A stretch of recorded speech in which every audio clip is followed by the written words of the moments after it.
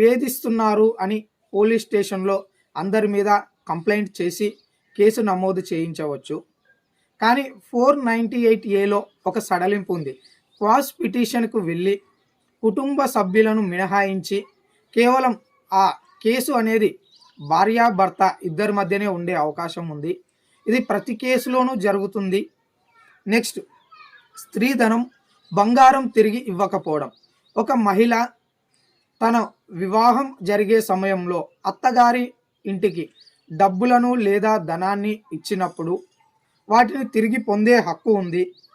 దీనికి ఆభరణాలు కానీ బంగారం కానీ ఇవ్వమంటారు.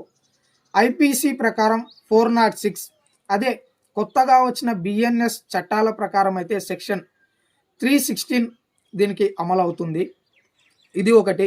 నెక్స్ట్, డొమెస్టిక్ వైలెన్స్ కేస్, గృహహింస.